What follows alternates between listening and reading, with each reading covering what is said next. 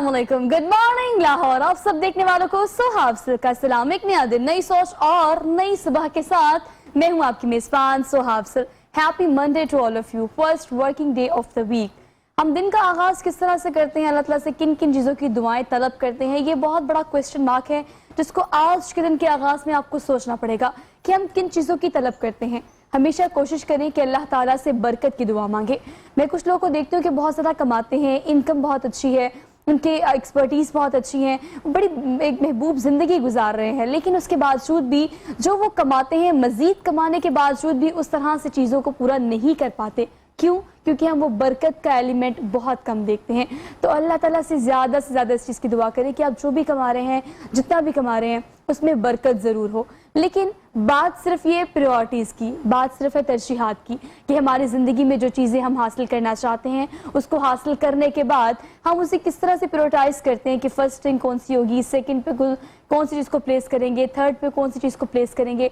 इसकी मिसाल ऐसी है कि सारा दिन आप डाइट करें और अच्छी सी डाइट करें, लेकिन उसके बाद at the end of the day आप सोचें कि अब मैंने सारा दिन डाइट किया तो कोई मुरगन ग़िज़ा खा लेती हूँ, कोई चावल खा लेती हूँ, बिरयानी खा लेती हूँ। इसकी मिसाल ऐसी है कि सारा दिन आप साबिर शाकिर होकर अल्लाह ताला से कहते हैं कि अल्लाह ताला तूने मुझे जो भी अता किया अल्हम्दुलिल्लाह, लेकिन उसके बाद at the end of the day एक चीज़ जो अल्लाह ताला आपको नहीं अता करते, उसमें भी उसकी हिकमत है, उसमें भी उसकी कोई बहुत बड़ी वजह है जो कि हमें नहीं पता होती, लेकिन हम ज़बरदस्ती उस चीज़ की जानिब बढ़ते चले जाते हैं। जायज़ और नाजायज़ को ज़रा परे रखते हुए कोशिश करते हैं कि उस चीज़ का हसूल मुमकिन हो सके। तो कोशिश करें कि जो चीज़ आपके पास है उस पर साबिर और शाकिर रहें और अल्लाह ताला से ये दुआ करें कि जो भी चीज़ वो आपको अता करता है उसमें बरकत ज़रूर हो। इस अच्छी थॉट के साथ आज के प्रोग्राम का आगाज़ करते हैं। अगर आज के सब्जेक्ट की स्पेसिफिकली बात की जाए तो हम आज उस टॉपिक पे बात करेंगे जो कि आज यूँ कहें कि कॉमन मसला है, ख़ास तौर पर बच्चों में ये मसला बहुत ज़्यादा आम है क्योंकि अब हम लोग एंड्रॉयड के ज़माने में आ चुके हैं, 21st सेंचुरी में है। एक मिनी टेलीफोन, एक मिनी टीवी हम सब के पास है एंड्रॉयड की सूरत में। सारा दिन सारी रात उसी पर गुजर जाती है जिससे हमारी आइज़ बुरी तरह इफ़ेक्ट होती हैं। किस हद तक इफेक्ट होती है? बच्चों की जब बचपन में ये चीज़ बुरी तरह मुतासिर होती है तो बड़े होने तक आई साइट किस हद तक आपकी इफेक्ट करती है और इसका सोल्यूशन क्या है? हमारे घर में मौजूद चीज़ों से, हमारे पेरेंट्स से, जहाँ तक मुझे याद है बचपन में हमें चने जो है भून कर खिलाए जाते थे, उसमें बादाम डाल के इस तरह कोई एक एलिमेंट बनाया जाता था, एक मिक्सचर बनाया जाता था जो मेरी अम्मा हमेशा मुझे खाने में देती थी जिससे आपकी आई साइट बेहतर रहती है। इसके अलावा टेक्निकलिटीज़ क्या है, बच्चों को किस तरह से बजाया जा सकता है, इस पर बात करेंगे हम आज के प्रोग्राम में। मेरे साथ जो पैनल मौजूद है उनका तारुफ मैं आपसे करा देती हूँ।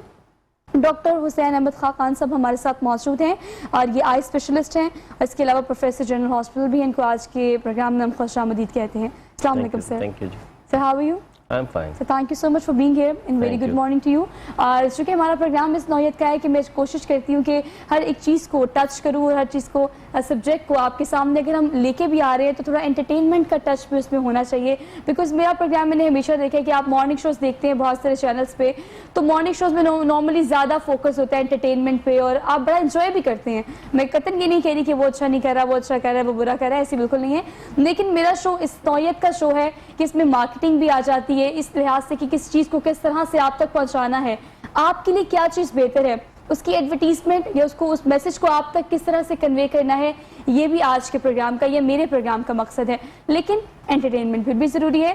तो जहांगीर खान JK सिंगर है हमारे साथ मौजूद है आज के प्रोग्राम में, आपको भी खुशामदीद कहते हैं। वालेकुम सलाम। कैसे हैं आप? मैं अल्हम्दुलिल्लाह बिल्कुल fine. Thank you so much for being here and very good morning to you. उम्मीद है कि आपने अपने दिन का आगाज़ बहुत अच्छे से कर लिया होगा। बार बार आगाज़ करने पर फोकस मैं सिर्फ इसलिए करती हूँ कि सुबह से ही आगाज़ होना चाहिए, दोपहर से दिन का आगाज़ नहीं होना चाहिए। और बहुत बुरी आदत है जो कि हम सब में है जिससे हम बहुत बुरी तरह इफेक्ट होते हैं। आंखें किस तरह से इफेक्ट होती है? ज़्यादा सोने से या फिर ना सोने से। डॉक्टर साहब, ये एक बहुत कॉमन मसला है। आज मैं सुबह जब मेकअप रूम में मेकअप कर रही थी तो मैं रात को बहुत ज़्यादा सोई हूँ, मतलब 10 साढ़े 10 बजे मैं सो गई थी। सुबह 7 बजे मैं उठी हूँ। तो ज़्यादा सोने से भी मुझे लगता है कि आपकी आंखें इफेक्ट होती हैं और जब आप नहीं सोते तो वो रेड हो जाती हैं। ये एक्सेस जो है ये किस तरह से मुतासिर करती है आपकी आई साइट को? एक्चुअली आँख भी एक ऑर्गन है, पूरी बॉडी का एक हिस्सा है। तो वो जिस तरह पूरी बॉडी आपकी ओवर स्लीप से या ओवर एग्जिस्टेंस से अफेक्ट होती है तो आंखें भी होती हैं। जब आप deep sleep mean more than 8 hours लेते हैं तो बॉडी को मीन इसकी ज़रूरत नहीं है उस वक्त। अच्छा। तो ऑब्वियसली जब आप सो के उठेंगे 8 घंटे से ज़्यादा नींद पूरी करके और इवन आपका पिलो जो है वो बिलो है, मीन सॉफ्ट पिलो है, और हेड एंड रेज नहीं है, तो आंखें पफी हो सकती हैं मॉर्निंग में। अच्छा, ये पोस्टर्स की आप बात कर रहे हैं व्यूअर्स, वंस अगेन हाँ जी। मैं चाहती हूँ आप इसको डिस्क्राइब करें कि आपका जो तकिया है वो पिलो, थोड़ा सा पिलो अप एंड पे होना चाहिए, वो रेज होना चाहिए। अगर वो डाउन होगा डाउन आपकी होगा eyes तो puffy हो पफी होने का Okay, आंसर उसमें that's a ज्यादा होता technical है। point. जी, दूसरा उसमें ये है कि आपकी रूटीन में जॉब के मीन आप क्या काम करते हो। जो लोग मीन ज़्यादा बिनाई वाला काम करते हैं, जैसे ज्वेलर्स हैं या दूसरे प्रोफेशंस के, डायमंड्स की इंडस्ट्री में जो लोग हैं, उनका फोकस बहुत ज़्यादा होता है। ऑब्वियसली इसमें और प्रोफेशंस भी आते हैं, उनमें आई फटीग हो जाती है ज़्यादा, ज़्यादा अच्छा। काम, तो उससे भी पफीनेस होने का आंसर पाया जा सकता है। बस इसके अलावा कुछ बीमारियां हैं जिस्मानी जिसकी वजह से आई पफीनेस हो सकती है, जैसे गुर्दों में ख़राबी कोई हो तो आंखें सूज सकती हैं सुबह जब आप सो के उठते हो। इसके अलावा ब्लड प्रेशर के दौरान, जिनको ब्लड प्रेशर हाई रहता है, उनकी भी आंखें पफीनेस हो सकती है। आंखों के जो सोज या जिसे हल्के से कहते हैं वो पड़ सकते हैं। तो बेसिकली कुछ जिस्मानी बीमारियां हैं और कुछ हमारी बैड हैबिट्स हैं जो हमें कैरी ऑन करती हैं इन पफी आइज के लिए। ये बैड हैबिट्स जो हैं इसको हर प्रोग्राम में डिस्कस करते हैं, और यकीन करें जिन लोगों में बैड हैबिट्स पाई जाती हैं उन्हें पता होता है कि ये मेरी बुरी आदत है, लेकिन उसे क्विट करना उतना ही मुश्किल है जितना हम सोचते हैं कि मुश्किल है। लेकिन मैं हमेशा यही कहती हूँ कि कोशिश तो करें, अपने आप को सेल्फ डिस्कशन में एक दफ़ा कहीं तो सही ये बुरी आदत है तो लेट्स गिव अ ट्राई, कोशिश करके देखते हैं कि इसे क्विट कैसे करना है। लेकिन हम एक्चुअली फर्म हो जाते हैं, हम उस पर कायम और दायम रहते हैं पूरे जोशो खरोश के साथ कि हमारी तो आदत है। वी फील प्राउड टू से 2 बजे उठी थी, 4 बजे नाश्ता किया था और मेरी तो रूटीन यही है, मैं तो रात को सो ही नहीं सकती। रात सोने के लिए आप कैसे नहीं सो सकते? खैर आप बताए जहांगीर, कब से आपने इस काम का आगाज़ किया? सिंगिंग कब से कर रहे हैं? सिंगिंग तो काफ़ी सालों से कर रहा हूँ। शौक है, शौक तो पूरा करने के लिए अच्छा, कोई उम्र रियाज करते हैं, प्रैक्टिस करते हैं? बिल्कुल सीखते किससे हैं? सीखते हैं मेरे 3 टीचर हैं, वैसे हर जोनर के टीचर हैं मेरे। मेहदी साहब हैं, वो मेरे टीचर हैं, मैं उनसे भी सीखता हूँ। और कहते हैं जाहिद साहब हैं, उनसे भी सीखता हूँ। मुख्तलिफ जोनर्स जो हैं वो सीखते रहते हैं। और दूसरी बात ये कि आप हर एज में ही सीखते हैं और हर पॉइंट पे सीखते हैं और हर अच्छे गाने वाले से सीखते हैं। अच्छा, तक क्या क्या प्रोजेक्ट कर चुके हैं सिंगिंग के हवाले से? बिकॉज अगर अपनी फील्ड की बात करें तो we have very good singers, they have very good vocal. मैंने बहुत सारे अपनी कॉलेज यूनिवर्सिटी की अगर बात करूं तो ये चीज़ें गॉड गिफ्टेड भी होती हैं। बिल्कुल, मेरे इर्द गिर्द बहुत सारे फ्रेंड्स ऐसे की आवाज़ बहुत खूबसूरत है, बहुत अच्छी है। और अगर फील्ड की बात की जाए कंपैरेटिवली तो बहुत टफ कंपटीशन, बहुत टफ। अपना नाम बनाना, अपने आप को एक्सपर्ट करना, इसके लिए एक अरसा चाहिए होता है। बिल्कुल। कब से काम कर रहे हैं, क्या क्या प्रोजेक्ट अब तक लॉन्च कर चुके हैं? Very very difficult. आपने ठीक कहा है कि नाम बनाना बहुत मुश्किल है इस फील्ड में। अभी रिसेंटली मेरा एक सॉन्ग बहुत सुपर हिट गया है जिसको काफ़ी सिंगर्स ने गाया भी सही मेरे बाद, यानी कि मैं केड़ा मजबूर हाँ ढोलिया मैनू नींद नहीं आंदी रातां नू। तो उसके बाद मेरा अभी रिसेंटली अभी और ही एक सुपर हिट गीत जा रहा है अखियाँ उदास, और अभी और सॉन्ग मेरा इंशाल्लाह रिलीज़ होने वाला है। और इसके अलावा भी माशाल्लाह मेरे जो हैं तकरीबन, मुझे इस फील्ड में काफ़ी साल हो गए हैं लेकिन 2 साल से अल्हम्दुलिल्लाह सक्सेस में हूँ। अच्छा, बात आंखों से शुरू होती है डॉक्टर साहब, आंखों से शुरू हो रही है और गाना भी आंखों पे बेस्ड करे, तो मेरे ख्याल से गाना सुन लेते हैं, दोबारा से हम टॉपिक की जानिब आएंगे और सब्जेक्ट को डिस्कस करेंगे। जहांगीर अच्छा सा गाना सुना दें। जी बिल्कुल ठीक।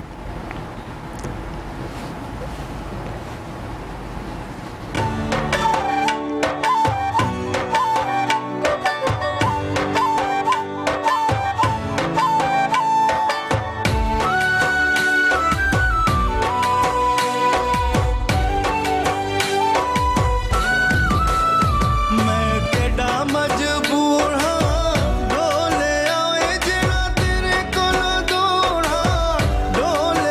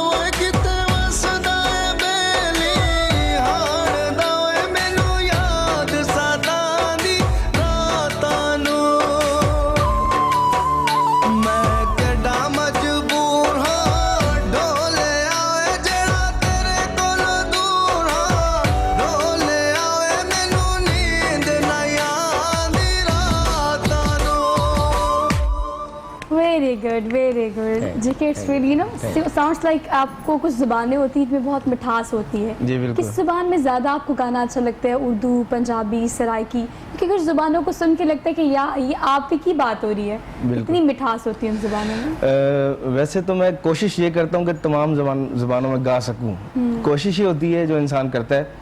लेकिन अभी जो ये मेरे सॉन्ग सुपर हिट गए हैं, ये सराइकी पंजाबी में बिल्कुल गए हैं। ऐसे ही है, ऐसे ही। तो इसमें मैं अब कोशिश ये कर रहा हूँ कि इसमें मैं ज़्यादा से ज़्यादा जो है, जो मुझे चाहने वाले हैं, मेरे बहुत ज़्यादा फॉलोअर्स हैं, तो मैं उनको ज़्यादा से ज़्यादा अच्छे से अच्छा और नए से नया ट्रेंड दूँ।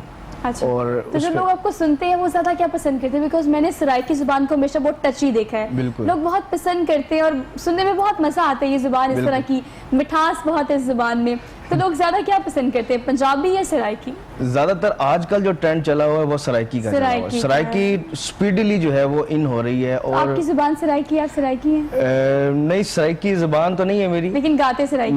मैंने अपना एक ट्रेंड चेंज किया है। अच्छा। मैंने अपना जोनर चेंज किया है क्योंकि उस तरफ मैंने देखा है एक कि लोगों का रुझान इस बिल्कुल तरफ है। रुझान स्पीडली और तेजी से जो है वो म्यूजिक इंडस्ट्री के अंदर इस वक्त जो नंबर 1 पे जो है वो सराइकी इन हो रहा है। बिल्कुल। और अगर आपको इस इंडस्ट्री में या फिर कहीं भी एग्जिस्ट करना पड़े, अगर आपने अपना मकाम बनाना हो तो आपको ट्रेंड सेटर बनना पड़ता है, कुछ मुख्तलिफ, कुछ डिफरेंट आपको करना पड़ता है। जो चीज़ें ट्रेंड में चल रही हैं उससे हटकर अगर आप एक चीज़ देंगे तो यकीनन लोग उसे पसंद तो करेंगे। डॉक्टर साहब, अगर हम बात करें अपने आज के सब्जेक्ट की, हमने बच्चों की बात कर ली, अब हम बड़ों पे आ जाते हैं। डायबिटीज़ के बहुत सारे ऐसे पेशेंट जिनको आंखों का बहुत सारा मसला है, डिपेंड करते हैं कि आपकी डायबिटीज़ किस स्टैंड कर रही है, किस पॉइंट पर फॉल कर रही है। तो ये जो मसाइल डायबिटीज़ के पेशेंट को होते हैं आंखों के, ये किस किस नौयत के हो सकते हैं? अच्छा, इसमें दो बातें समझने की ज़रूरत है। पहली बात तो ये है कि आया डायबिटीज़ की टाइप कौन सी है, टाइप 1 और टाइप 2। मीन टाइप 1 जो जवान उम्री में होती है या बचपन में हो सकती है, और टाइप 2 जो आपको ओल्ड एज में या मिडल एज के बाद होती है। और दूसरा ये कि आया उस शुगर जो डायबिटीज़ है या शुगर जिसे आम ज़बान में हम कहते हैं, वो कंट्रोल्ड है या नहीं है। ये दो चीज़ें डिपेंड करती हैं कि आपकी आंखों पर शुगर के असरात, डायबिटीज़ के असरात कितने आएंगे। ठीक है। मीन अगर किसी को डायबिटीज़ टाइप 1 है तो उसको अपना आंखों का मुआयना जो है वो विदिन 5 ईयर्स पहला आंखों का मुआयना वो करवाना ज़रूरी है।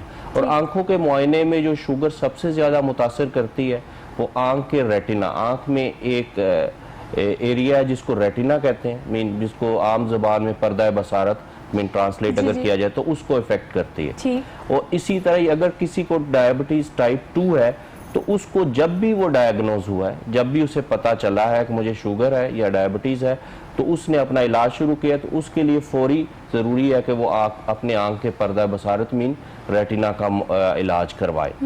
और इसमें मीन फिर आगे और स्टेप्स हैं। मीन आया अगर शुगर की अलामत आना शुरू हो गई हैं, यूजुअली एक डायबिटीज़ के पेशेंट को साल में एक दफ़ा मुआयना करवाना आंखों का ज़रूरी है। ठीक है। लेकिन अगर उस पे शुगर के असरात आंख के पर्दे पर आना शुरू हो गए हैं, अगर तो वो शुरू के असरात हैं, तो उसको 6 महीने में एक दफ़ा मुआयना करवाना ज़रूरी है। अगर उसको दरमियानी दर्जे के असरात आंख के पर्दे पे आना शुरू हो गए हैं, जिनका इलाज भी करवाना ज़रूरी होता है, उसको 3 से 4 महीने में एक दफ़ा मुआयना करवाना ज़रूरी है। और ये मुआयना इस तरह नहीं है कि एक दफ़ा मुआयना करवाया और आप ठीक हैं तो कोई आगे मुआयना करवाने की ज़रूरत नहीं है। मुआयना आपने पूरी उम्र, जिस तरह आप डायबिटीज़ का इलाज कर रहे हैं, इस तरह आपने अपनी आंखों में भी आने वाले शुगर की वजह से असरात का पूरी उम्र के लिए इलाज करवाना और मुआयना करवाते रहना है। अब दूसरा सवाल यह है कि आया वो असरात आए हैं और मुझे तो नहीं पता, मेरी बिनाई अभी कम नहीं हुई। Exactly. तो मुझे कैसे पता है कि मैं आंखों के स्पेशलिस्ट के पास जाऊं? एक मीन आम पब्लिक में जो लोग हैं उसे तो नहीं आइडिया कि डायबिटीज से आंखें भी मुतासर होती हैं। बिल्कुल नहीं तो पता। ये फर्स्ट प्रायोरिटी तो एंडोक्रिनोलॉजिस्ट की या मेडिकल स्पेशलिस्ट की जिसने डायबिटीज डायग्नोज की, उसकी रिस्पॉन्सिबिलिटी है कि वो उस पेशेंट को रेफर करे अपनी आंखों के मुआयने के लिए आई स्पेशलिस्ट के पास, और स्पेशली रेटिना स्पेशलिस्ट के पास, ताकि आंख का रेटिना का मुआयना किया जा सके। दूसरी रिस्पॉन्सिबिलिटी ये है कि पेशेंट अपनी डायबिटीज को कंट्रोल में रखे। अगर डायबिटीज उसके लेवल उसके कंट्रोल में रहते हैं, वो मतवाजन ग़िज़ा खाता है, एक्सरसाइज करता है और दवाई भी लेता है, तो फिर उसके शुगर के जो असरात हैं आंख के पर्दे पर वो कुछ अरसा लेंगे आने में। लेकिन असरात आते ज़रूर हैं। वो डिपेंड करता है कि आपका कितना अच्छा डायबिटीज़ का कंट्रोल है। अब एक जो सबसे अहम बात है, लोग कहते हैं कि मुझे डायबिटीज़ है, मैं उसके लिए दवाई खाता हूँ, या कोई कहता है कि मैं इंसुलिन लगाता हूँ and that's all my job.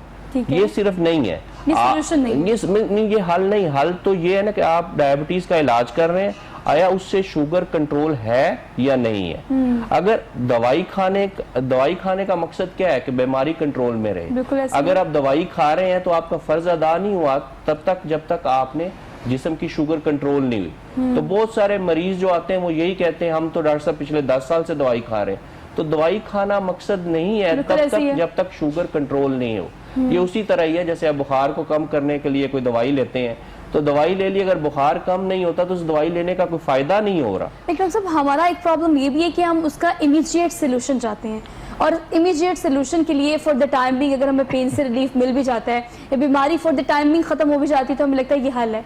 हल एक्चुअली ये नहीं है। आपको ये सोचना पड़ेगा कि आपने लॉन्ग टर्म के लिए किस तरह से कैटर करना है इस बीमारी को, और उसके लिए आपके पास क्या हल मौजूद है। इस सब्जेक्ट पर बात करेंगे, एक छोटी सी ब्रेक लेनी है, वापस आते हैं। Keep watching good morning Lahore. Welcome back नाज़रीन, एक बार फिर से आप सब देखने वालों को खुशामदीद कहते हैं। Very good morning to all of you. आज फर्स्ट वर्किंग डे है और मंडे को हम एज्यूम करते हैं कि संडे के बाद हमारी इस तरह से कोशिश होती है कि आज के दिन को मोटिवेटेड होकर डेडिकेशन के साथ इस पूरे हफ्ते का आगाज़ किया जाए। और यकीन करें कि अगर आगाज़ अच्छा होता है तो पूरा हफ्ता बहुत बेहतरीन तर गुजरता है। तो आगाज़ हमेशा अच्छा करने की कोशिश करें अपने प्रोग्राम में। स्पॉन्सर्स का जिक्र कर लेते हैं। कैनन प्राइमेक्स फॉर्म स्पेसिफिकली हम इस प्रोग्राम के लिए स्पॉन्सर कह रहे हैं, थैंक यू सो मच। इस खूबसूरत से आउटफिट की बात की जाए तो M&M वाइब्स का ये आउटफिट है, आपको इंस्टाग्राम पर अवेलेबल होगा। इसके अलावा आप इन्हें मेन मार्केट में विजिट भी कर सकते हैं। और अगर आप कोशिश करते हैं हमेशा आपकी, बल्कि कोशिश क्या आपकी हमेशा ज़रूरत ये होती है कि आप मुनफरद नजर आए, मुख्तलिफ नजर आए। जो भी ट्रेंड्स चल रहे हैं सबसे अच्छा लिबास आपने पहना हो, तो कस्टमाइज ऑर्डर के लिए M&M वाइब्स बेस्ट ऑप्शन है मेरे लिए। माहम बहुत अच्छी काउंसलिंग भी करती है, बहुत अच्छी खातून है, मेरी बहुत अच्छी दोस्त है, तो आप इन्हें ज़रूर विजिट कीजिएगा इंस्टाग्राम पे। प्रोग्राम में हम डिस्कशन कर रहे हैं आई के जितने भी मसाइल हैं, आंखों के जितने मसले बच्चों को, बड़ों को, बूढ़ों को हो जाते हैं, उसको डिस्कस करेंगे। लेकिन बेसिक वजह आजकल जो है, जो मैंने प्रोग्राम के आगाज़ में इसका जिक्र भी किया कि हम एंड्रॉयड बहुत ज़्यादा यूज़ करते हैं, जिसकी वजह से जो बच्चों की आई साइड है वो बहुत ज़्यादा मुतासिर हो रही है। डॉक्टर साहब, बच्चे आजकल सबसे ज़्यादा इफेक्ट हो रहे हैं, और मज़े की बात अनफॉर्चुनेटली हमें पता भी है कि इसकी वजह क्या है। हमारे घर में एंड्रॉयड का कितना ज़्यादा यूज़ किया जाता है। एक छोटा सा बच्चा है लेकिन वो खाना भी सिर्फ हाथ में एंड्रॉयड पकड़ के खाता है। तो बचपन में अगर ये चीज़ मुतासिर हो जाती है तो हमने तो एक उम्र गुजारनी है। अच्छा, इसमें जो अहम चीज़ है वो ये है कि आया एंड्रॉयड जनरेशन को लाने वाला कौन है और इसको हेल्प आउट करने वाले कौन है। Exactly. ठीक है। और दूसरी बात यह है कि अगर बच्चों के पास एंड्रॉयड गैजेट्स हैं तो वो कौन लेके देता है? ऑब्वियसली पेरेंट्स लेके देते हैं। और उसके बाद कंप्लेंट्स कौन करता है? पेरेंट्स करते हैं। तो एक सोल्यूशन तो आपको मिल गया इस जवाब से कि अगर वालिदैन नहीं लेके देंगे वो गैजेट्स तो ऑब्वियसली बच्चे उसे यूज़ नहीं करेंगे। लेकिन ये एक सोल्यूशन नहीं है। ऑब्वियसली 21st सेंचुरी में you have to develop them with the technology. तो अगर आप उनको गैजेट्स नहीं लेके देंगे तो बच्चे उस फ्यूचर जनरेशन के साथ मीट नहीं कर सकेंगे या कोप नहीं कर सकेंगे। तो उसमें दूसरी बात यह कि गैजेट्स होने चाहिए, उनका यूज़ होना चाहिए, उनका एब यूज़ नहीं होना चाहिए। ठीक है, वो एक पुरानी सी कहावत है ना, excess of everything is bad. तो वो इसमें कम्प्लीटली फिट करते कि आपकी जितनी ज़रूरत है उतना करें। अब ज़रूरत कितनी है ये हर बंदे ने अपना खुद डिसाइड करना है या हर पेरेंट्स ने बच्चों ने करना है। पिछले कुछ 6 माह से लोग इस पे ज़्यादा डिस्कस कर रहे हैं। उसकी वजह यह है कि कोविड की वजह से स्कूल बंद है, बच्चों की मोस्टली क्लासेस ऑनलाइन है। तो बच्चों के पास एक उसको एब यूज़ करने का एक बहाना भी है कि मैं क्लासेस पे हूँ। Mean you can not check out at every moment कि बच्चे क्या कर रहे हैं। exactly. अब कुछ लम्हे के लिए पेरेंट्स अब हर वक्त बच्चों के साथ तो बैठ नहीं सकते।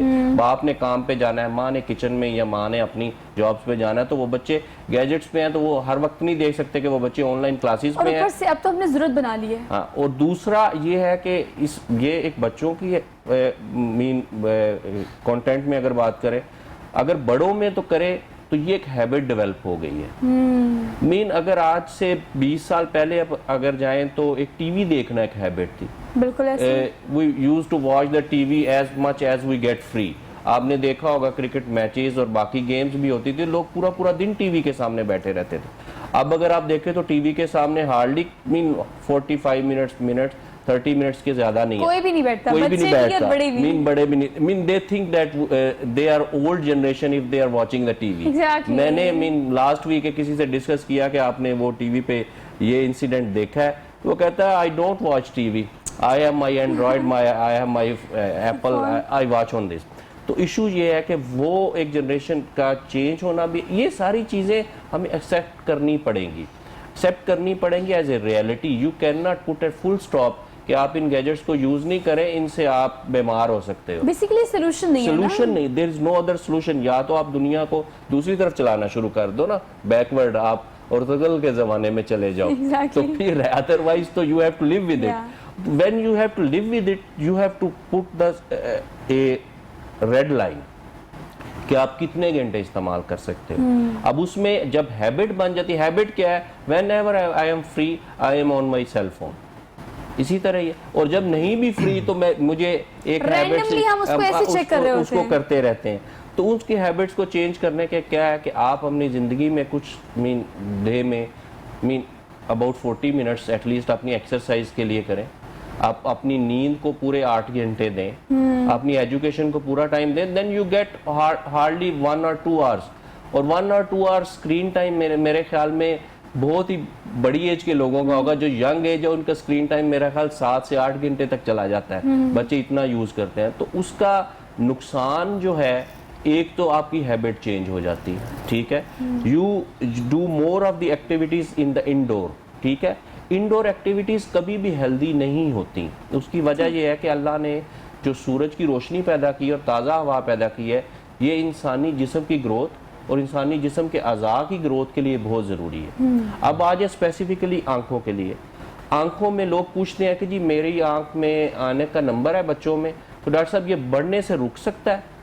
तो उस पे आज तक जितनी भी जदीद रिसर्च हुई है, उसको बढ़ने से कोई नहीं रोक सकता। ठीक। उसने 18 साल की उम्र तक अगर बढ़ना है तो उसने बढ़ना है, अगर नहीं बढ़ना तो किसी भी एज में रुक सकता है, लेकिन 18 साल एक लिमिट है, ठीक है। उसमें जो भी जदीद रिसर्च हुई है उसमें सिर्फ आज तक ये एक सोल्यूशन निकाला गया है कि वो बच्चे जिनको दूर की नज़र की ऐनक लगी हुई है, उनके नंबर की प्रोग्रेशन उन बच्चों में कम हुई जो अपने दिन का ज्यादा वक्त आउटडोर एक्टिविटीज में गुजारते थे। आउटडोर एक्टिविटी मीन सनलाइट और फ्रेश एयर में। और वो बच्चे जो इंडोर एक्टिविटीज में थे, उन्हीं ऐनक के नंबरों के साथ उनमें ऐनक के नंबर की प्रोग्रेशन ज्यादा थी निस्बतन जो आप फ्रेश एयर और ताज़ा सूरज की रोशनी में अपना डेली एक्टिविटीज करते थे। तो first solution is spend more of your time in fresh air and bright sunlight. Artificial light आपके जिस्म को और भी तरह अफेक्ट करती है। बहुत सारे हार्मोन्स हैं जो इसकी वजह से इनिशिएट नहीं होते और आप active feel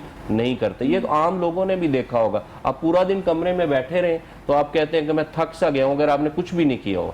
rather you go outside, आप ताज़ा हवा और ताज़ा रोशनी में किसी भी पार्क में जाकर बैठे, यू फील फ्रेश। तो ये कुदरत का निज़ाम है जो बॉडी पे इफेक्ट करता है और इंसान को खुशी, सुकून और सेहत भी देता है। और मैं हमेशा अपने प्रोग्राम में ये कहती हूँ कि आप कुदरत के अगेंस्ट चल के कहाँ तक चल सकते हैं या आप कहाँ तक जा सकते हैं। आजकल ये ज्यूम किया जाता है कि आपके पास करने के लिए कोई काम नहीं तो आप फ़ोन यूज़ करें।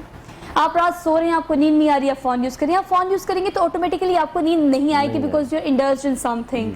लेकिन हमारे पास आजकल हर चीज़ का कलेक्टिवली सोल्यूशन यही है कि एंड्रॉयड फ़ोन हमारे पास है, हमने कुछ भी करना है 1 क्लिक पे। तो ये पॉजिटिविटी के कॉन्टेक्स्ट में हमें फ़ोन को यूज़ करना है, लेकिन excess of everything is bad. हर चीज़ की ज़्यादती बुरी होती है और हम एक्सट्रीमिस्ट लोग हैं, हम ज़्यादती कर रहे हैं। लेकिन अब देखिए, हमने बात तो कर ली, अब हमारे पेरेंट्स को पता, आपने बिल्कुल ठीक है, टेक्नोलॉजी के साथ हमें चलना पड़ेगा, बच्चों को मीट रखना पड़ेगा, बच्चों को हमें साथ साथ बताना पड़ेगा कि आपने इस जनरेशन के साथ चलना है तो टेक्नोलॉजी से फेमिलियर आपको होना पड़ेगा। लेकिन अब हमारे घर में क्या होता है, हमारे वालिदैन को पता है कि हमारे पास भी हर चीज़ का सोल्यूशन ये कि बच्चा रो रहा है, इसे फ़ोन दे दो, बच्चे जिद कर रहे हैं, इसे फ़ोन दे दो। अब तो हमारे पे फ़र्ज हो गया कि ऑनलाइन क्लासेस हो रही हैं, अब तो हमने टैब भी देने हैं, फ़ोन भी देने हैं। तो हमारे पास सोल्यूशन घर में मौजूद चीज़ों से क्या है। फॉर एग्जांपल, मैंने प्रोग्राम के आगाज़ में कहा कि अम्मा घर में कोई मिक्सचर बना के देती होती थी जिससे आपका आई साइट स्ट्रॉन्ग रहता है और आपकी कुछ ऐसी स्पेसिफिक वेन्स होती हैं, आर्टिकल्स होते हैं जो कि बड़े हेल्दी रहते हैं और एज के साथ साथ वो ख़राब नहीं होते।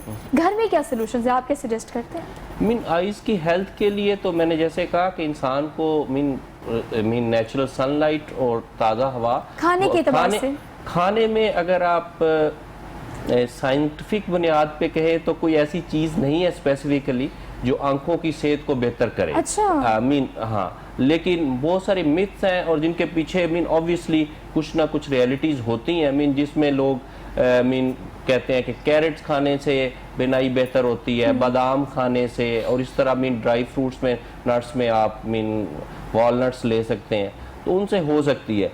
लेकिन आंखों मीन देखें, हर जिस्म का अज़्व जो बना है ना, उसका जो काम है उसको एक ख़ास लिमिट में ही यूज़ करने के लिए बना है। ठीक है, आंखों का काम है कि वो दिन में 10 से 12 घंटे खुली रहें और काम करें, उससे कुछ नहीं होगा। आप उसे एब्यूज़ जब कर रहे हैं कि जब आप एंड्रॉयड या किसी भी गैजेट्स के आगे बैठे हैं, उससे नुकसान क्या हो रहा है। नुकसान, मैं एक साइंटिफिक चीज़ को बड़ी सादा सी ज़बान में समझाता हूँ कि आंखें ब्लिंक करती हैं। जब आंखें ब्लिंक करती हैं तो हमारे आंसू जो हैं, नॉर्मली जो आंख के अंदर बनते हैं, वो इसको वाइप करती हैं, जो लिड्स हैं, और वाइप उसी तरह ही करते हैं जैसे गाड़ी की स्क्रीन पे वाइपर घूमता है और पानी से वाइप करता है। ठीक है, अब वो वाइप करता है तो वेट रहती हैं। जब आंखें वेट रहती हैं तो ये सेहतमंद की निशानी है। अच्छा। ठीक है, और वाइप तब करती हैं जब आप बहुत ज्यादा कंसंट्रेटेड नहीं होते। आपने कभी महसूस किया जब आप किसी चीज पे बहुत ज्यादा कंसंट्रेट कर रहे हो तो ब्लिंकिंग रिफ्लेक्स कम हो जाता है, मीन आंखें झपकने का अमल कम हो जाता है। तो बच्चे जब गैजेट्स पे या इन टैब्स पे काम कर रहे हो तो they are very much tense and they are working on the game focus, और उससे क्या होता है कि ब्लिंकिंग रिफ्लेक्स कम हो जाता है। एक बात, उससे ड्राई आई होना शुरू हो जाती है। उसके अलावा वो जब कांस्टेंट आंखें खुली रहती हैं तो एवेपोरेशन होना शुरू हो जाती है टीयर फिल्म की। ठीक है, और बच्चे जब उसके बाद उठते हैं तो देख मीन कंप्लेंट्स पेरेंट्स के मेरी आंखों में बर्निंग हो रही है, मेरी आंखों में दर्द हो रही है, वो इसी वजह से है कि वो वाइप नहीं हो रही, ब्लिंकिंग रिफ्लेक्स कम हो जाता है। एंड थर्ड वन इज कि वो आप देखें गेम्स खेली जाती थी बॉडी की रिलैक्सेशन के लिए, लेकिन अगर आप इन गैजेट्स पे गेम्स देखें तो they are full of tense. जब आप गेम्स क्या है, कम्पेटिटिव गेम्स है ना, तो जब कम्पेटिटिव गेम खेल रहे हैं तो आप टेंस और अलर्ट होते हो। जब टेंस और अलर्ट होगे तो योर बॉडी इज एग्जॉस्टिंग। अब जितनी गेम्स है, मैं उन गेम्स का नाम नहीं लूंगा, some few of those are banned now, लेकिन अगर आप देखें तो आप you are in competitive environment, और अगर आप कम्पेटिटिव एनवायरनमेंट में 8 से 10 घंटे रहें तो आप देखिए आप how much you are exhausting yourself. Oh my god. लेकिन बेसिकली इन गेम्स की बात की तो होती तो माइंड गेम्स है, लेकिन आप अपने आप को एंजाइटी में फील करते हैं, आप टेंस्ड फील करते हैं because you are indulged as much as in that game. तो बच्चे अगर ये करेंगे तो कैसे अफोर्ड करेंगे।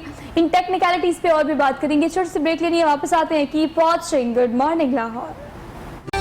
वेलकम बैक नाज़रीन। थर्ड ब्रेक में मेरी कोशिश है कि सब्जेक्ट को जितना भी कवर किया जा सके हम कवर करें, बिकॉज ये मसले आजकल हर घर के मसले हैं।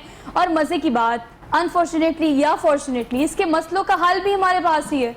हमें सोल्यूशंस भी पता, हमें पता है कि हम किस हद तक अपने बच्चों को इन तमाम चीज़ों में इंडल्ज कर चुके हैं।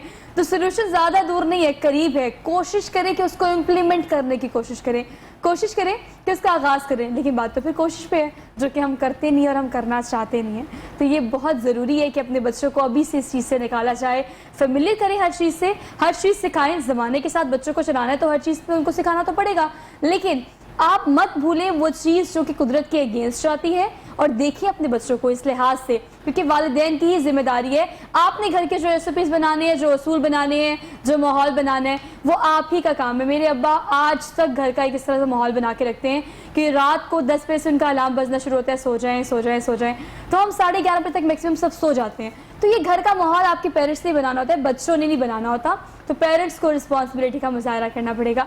जो कि आप बताएं, अगर आपके प्रोफेशन की बात की जाए या आपकी एक्सपर्टीज़ की बात की जाए, तो फ्यूचर में क्या प्लान्स हैं? मसीद किस तरह की, किस नौयत के गाने लॉन्च करेंगे आप? फ्यूचर में मैं अभी पंजाबी एक सॉन्ग मेरा आ रहा है, तेरे बिन जीना ढोलना वे। उससे मुझे बहुत ज़्यादा उम्मीद है और बहुत अच्छा सॉन्ग है वो। अच्छा, लिखते भी खुद हैं? नहीं, लिखता नहीं हूँ मैं खुद, मैं सिर्फ गाता ही हूँ। लेकिन जो सिंगर होते हैं ना, वो मतलब इस तरह की सोच भी रखते हैं, वो शायर भी होते हैं कहीं ना कहीं ना। बहुत ज़्यादा होते हैं, इस तरह की थिंकिंग होती है, ज़रूर आप होती है। शायर नहीं है? नहीं, मैं शायर नहीं हूँ, लेकिन मैं सोचता ज़रूर हूँ और अच्छी लाइनें जो हैं वो चूज़ ज़रूर करता हूँ। अच्छा, तो फिर क्या प्लान है? मतलब जो सोचते हैं फ्यूचर में कोई इस तरह का प्लान है कि मैं अपना गाना भी कोई लिखूँ, जिसकी कंपोजिशन मेरी खुद हो, उसके लिरिक्स में खुद लिखूँ, उसको गाऊँ भी खुद, इस तरह का प्लान है कोई? बिल्कुल, कंपोजिशन के हद तक तो मैं ज़रूर सोचता हूँ और सोचूंगा भी सही। और जो शायर है, शायरी है, वो शायर का ही काम है।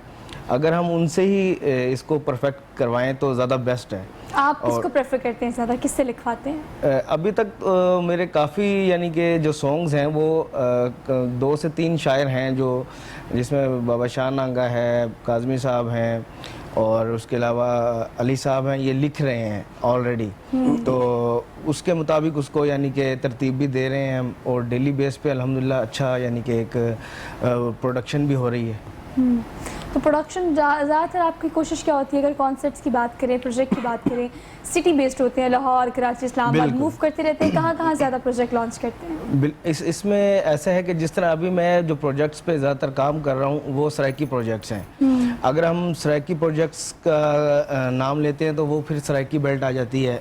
उसके अलावा हमारे इस्लामाबाद, पिंडी में भी सराइकी बहुत ज़्यादा सुनी जाती है। अब लाहौर में भी स्पीडली इन हो रही है, लाहौर में भी सुनी जाती है। उसके अलावा अगर आप यूरोप या बाहर देखें, वहाँ पे भी जो है सराइकी तेज़ी से इन हो रही है और इस सराइकी गानों को काफ़ी तरजीह दी जा रही है।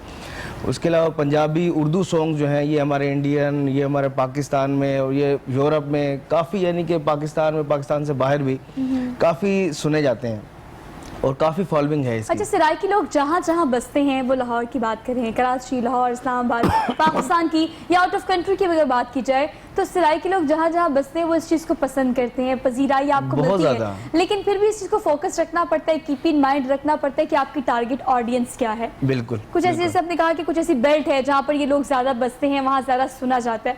तो अब तो लाहौर में लोगों ने सुनना शुरू कर दिया, लेकिन आपकी ज़्यादा कोशिश ये नहीं होती कि वहाँ ही जाकर उन लोगों को ही टारगेट किया जाए जो कि सराइकी बेसिकली हैं? मेजर फोकस इस चीज़ पे होता है। अच्छा। बिल्कुल होता है हमारा, इस पे हम काम भी करते हैं और इस पे काफ़ी यानी कि एक पूरी प्लानिंग भी होती है कि किस तरह का गाना जो है वो, किस तरह का सॉन्ग जो है वो कहाँ पे लॉन्च किया जाए और फॉलोइंग कहाँ ज़्यादा है, इस वक्त क्या चल रहा है। तो इस चीज़ को काफ़ी तरजीह दे रहे हैं और इस पे हम काम भी कर रहे हैं और प्लानिंग भी हमारी अल्हम्दुलिल्लाह बिल्कुल परफेक्ट जा रही है।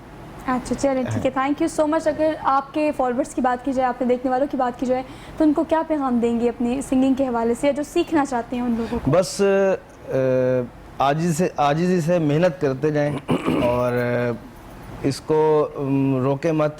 ये शौक ऐसा है कि किसी वक्त भी जो है वो आपको हिट मिल सकता है। बिल्कुल, किसी वक्त भी कामयाबी आप मिल सकती है आपको, कि आप काम करते रहे और मायूसी का शिकार ना हो। डॉक्टर साहब, हम अपने सब्जेक्ट को कैसे कंक्लूड करेंगे? आंखों का मसला बड़ों का हो, छोटों का हो या बूढ़ों का हो, हमें इसका खास ख्याल रखना चाहिए। एक टाइम पे आके आपको रेगुलर चेकअप के लिए जरूर जाना चाहिए। इस हवाले से क्या कलेक्ट करेंगे? अच्छा, इसमें जो सबसे इम्पोर्टेंट चीज़ है कि होना तो ये चाहिए कि जिस तरह बाकी वेस्टर्न वर्ल्ड में है कि जब बच्चे स्कूल में दाखिल हों उनका आंख का मुआयना हो, ठीक है, ताकि अगर किसी को किसी की बेनाई कम है तो उसी वक्त ही पता चले। होता ही है कि हमारे बच्चे स्कूल में एडमिशन हो जाता है, वो 2nd से 3rd क्लास और 4th क्लास तक चले जाते हैं, तब जाके वो कहीं पे इस सोचने पे मजबूर होते हैं कि मुझे वाइट बोर्ड पे या ब्लैक बोर्ड पे कम नज़र आता है, और तब पेरेंट्स उन्हें लेके आते हैं कि जी बच्चे को स्कूल से कंप्लेंट्स आई हैं कि बच्चे को वाइट बोर्ड पे नज़र नहीं आ रहा। तो बेसिकली ये तो एक गवर्नमेंट सिस्टम होना चाहिए ऐसा कि बच्चों के स्कूल के एडमिशन के वक्त उनकी बेनाई चेक होनी चाहिए। अदरवाइज़ अगर आपको कोई जिस्मानी बीमारी नहीं है और you are healthy young male, तो ऐसी कोई आंखों के मुआयने की ज़रूरत नहीं है। लेकिन otherwise after 40 years of age you just have one checkup 1 year, in 1 year अपनी आंखों का मुआयना करवाना चाहिए। लेकिन 40 साल की उम्र के बाद, और कोशिश करें कि बच्चों का आप इंतजार मत करें कि कुछ होगा तो ही आप चेकअप कराएंगे। बिफोर स्कूल आपको ये एक दफ़ा रेगुलर चेकअप जरूर कराना चाहिए। Thank you so much both of you, बहुत प्रोडक्टिव डिस्कशन रही। प्रोग्राम को कंक्लूड करते हैं, जाते जाते हम जेके का गाना सुनेंगे। आज के प्रोग्राम से अपनी मेज़बान सोहाब को दीजिए इजाज़त। इंशाल्लाह आपसे मुलाकात होगी कल। अपना बहुत सारा ख्याल रखिएगा। कोविड अभी यहीं पे है, प्रिकॉशन जरूर कीजिएगा। लाहौरियों, मास्क लगा कर ही बाहर निकलो। Over to you Jahangir.